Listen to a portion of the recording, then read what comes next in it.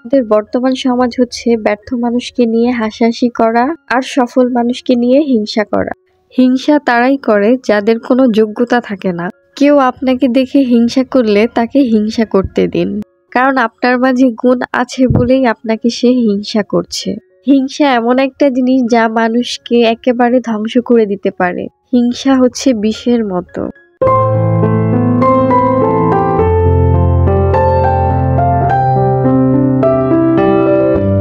Hello everyone, আসসালামু আলাইকুম। Welcome back to another my new vlog. আশা করছি যে যেখান থেকে আমার ভিডিওটি দেখছেন সবাই অনেক ভালো আছেন, সুস্থ আছেন।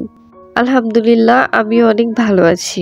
তো সকালে আজকে তাড়াতাড়ি করে উঠে ব্যাগটা গুছিয়ে ফেলেছি। এখন নাস্তা করেই বের হয়ে পড়বো, কারণ আজকে হলো মানিকগঞ্জ চলে যাব। আমার শাশুড়ি আম্মার মৃত্যুবার্ষিকী, তো এর জন্যই যাওয়া হচ্ছে। আমাদের নেওয়ার জন্য সাদিকার বাবা এসেছে কালকে। আর আমি কাপড় চোপড় বেশি কিছু নিব না, কারণ আবার আসতে হবে। আমার বাবার বাসায় আসার মেইন রিজন ছিল আমাদের এলাকায় প্রচন্ড ঠান্ডা, এর জন্য হলো এখানে এসেছিলাম। তো এখন আরো ঠান্ডাটা বেড়েছে, কিন্তু আমার যেতেই হবে। তাই 2 দিন ওখানে থেকে আবার চলে আসব। এই হচ্ছে 19 তারিখ, 21 তারিখ হচ্ছে আমার শাশুড়ি আম্মার মৃত্যুবার্ষিকী। তো আমরা বেশি কিছুর আয়োজন করিনি, শুধু মসজিদের ইমাম সাহেবকে ডেকে ওনার জন্য খাওয়ার কিছু ব্যবস্থা করব। সকালে খাওয়া দাওয়া করে আমরা বের হয়ে পড়েছি। আর বাহিরে বের হয়ে দেখি এত ঠান্ডা আর কুয়াশা, আর গাড়িতে সিট না পাওয়ার কারণে সামনে বসা হয়েছে। আর এই যে সাদিকা এখানে ওর বাবার সাথে খেলছে। কাপড় চোপড় বেশি নেইনি, আবার অনেক কিছুই নিয়েছি, কারণ সাদিকা ছোট, ওর সব কিছুই লাগে। এটা হচ্ছে মানিকগঞ্জের ভিতরের এরিয়াটা, মানে এত সুন্দর, কি বলবো, চারপাশে শুধু ফুলের বাগান, দেখতে খুব সুন্দর লাগছিল। এটা হচ্ছে পরের দিনের সকালবেলা। এত কুয়াশা যে কিছু দেখা যাচ্ছিল না। আর সাদিকার বাবা গিয়েছিল রস আনতে, কারণ আমরা চলে যাব, আমি বলেছিলাম যে আমি রস খাবো। তাই হলো ও রস এনেছে। এটা কেবলমাত্রই গাছ থেকে পেড়ে নিয়ে এসেছে। আমাদের এখানে খেজুর গাছগুলো যারা কাটে তারা হলো অন্য জেলা থেকে এসে এখানে থেকে তারপর ওরা কনটাকে কিভাবে যেন রস কাটে, এটা আমি সঠিক বলতে পারলাম না। তো ওনাদের কাছ থেকেই আমরা রসটা নিয়েছি। রসটা খুবই ভালো ছিল। যেহেতু আমাদের এলাকায় গাছ, তাই একটু কম রেখেছিল এক হাঁড়ির দাম। তো মসজিদের ইমাম সাহেবকে খাওয়া দাওয়ার ব্যবস্থা করব হলো রাতে, এর জন্য আমরা রান্নাটা বিকালের দিকে শুরু করব। আর আমাদের জন্য এখন হালকা পাতলা শাক সবজি কিছু রান্না করব, এর জন্য খেতে যাব। তো যাওয়ার সময় আমার চাচি শাশুড়ি বললো যে আমি কবে এসেছি বা যাব কবে, এগুলোই জিজ্ঞেস করছিল।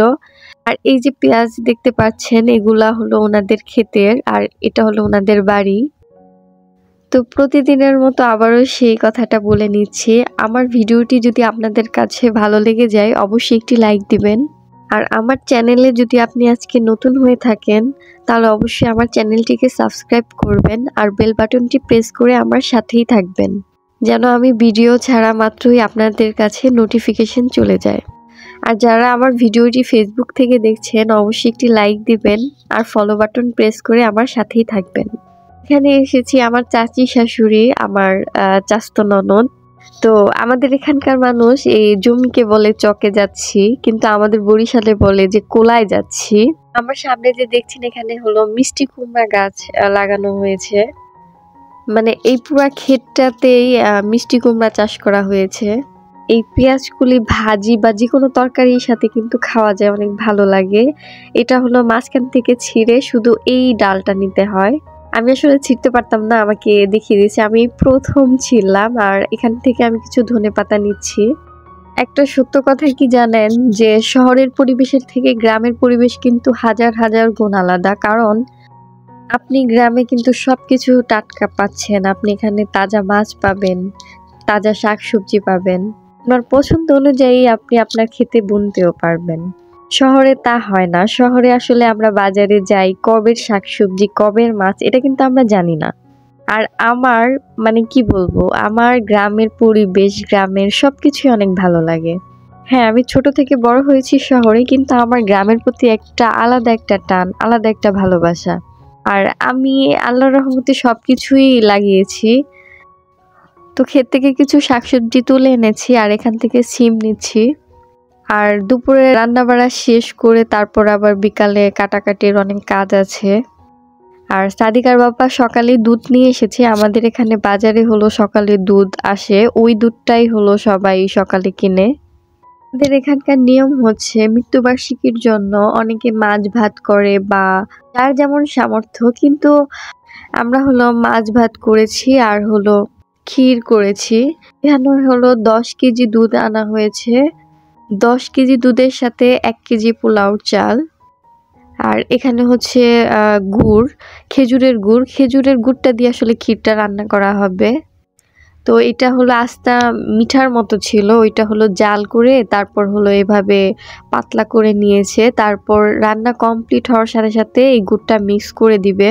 এখানে রান্না করতেছে আমার চাচি শাশুড়ি, উনি অনেক ভালো ক্ষীর রান্না করে। আর হলো লাকড়ির চুলার রান্না করা তরকারি বা খাবার দাবার কিন্তু খুবই স্বাদ লাগে। আর আমার লাকড়ির চুলায় রান্না করতেও খুব ভাল লাগে।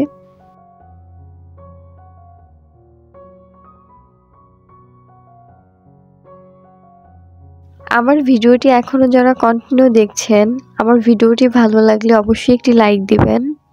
আর আমার চ্যানেলে যদি আজকে আপনি নতুন হয়ে থাকেন, অবশ্যই আমার চ্যানেলটিকে সাবস্ক্রাইব করবেন।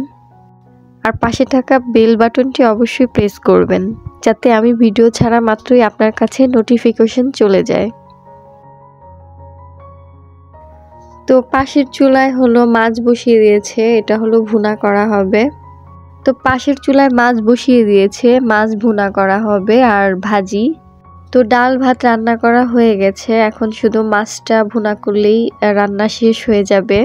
তো আসার পর আসলে গাছগুলো দেখা হয়নি, তাই ভাবলাম একটু গাছেরও যত্ন নেই, আবার তো চলেই যাব। তো গাছগুলো কিন্তু মাশাআল্লাহ বড় হয়েছে। এই যে হলো করলা গাছ অনেক ছোট দেখে গিয়েছিলাম, দেখি যে অনেক লম্বা হয়ে গেছে। আর এই যে আমার লাউ গাছটায় অনেক ডগা ছেড়েছে আর 2টা লাউ ধরেছে। মানে দেখে তো আমি খুব খুশি, আমি এই প্রথম কোনো গাছ লাগিয়েছি আর তাতে কিন্তু ফলও ধরেছে। আসলে নিজের গাছে ফল ফুল আসলে নিজেরই অনেক ভালো লাগে। আর এই যে এই বেগুন গাছটা আমার শাশুড়ি লাগিয়েছিলেন, গাছটা মরে গিয়েছিল। আমি হলো এই যে, আর এই সাইডে হলো দেখছেন যে কমলা গাছ, বাসায় হলো কমলা এনেছিল, খেয়ে তারপর আমি দুষ্টুমি করে বুনে দিয়েছিলাম, দেখি গাছগুলো হয়ে গেছে। আর এই সাইডে একটা মিষ্টি কুমড়া গাছ ছিল, মিষ্টি কুমড়া গাছেও ফুল এসেছে মাশাআল্লাহ। তো যাই হোক, আজকের ভিডিওটি এই পর্যন্তই, দেখা হবে অন্য কোনো ভিডিওতে। সে পর্যন্ত সবাই ভালো থাকবেন, সুস্থ থাকবেন। আল্লাহ হাফেজ।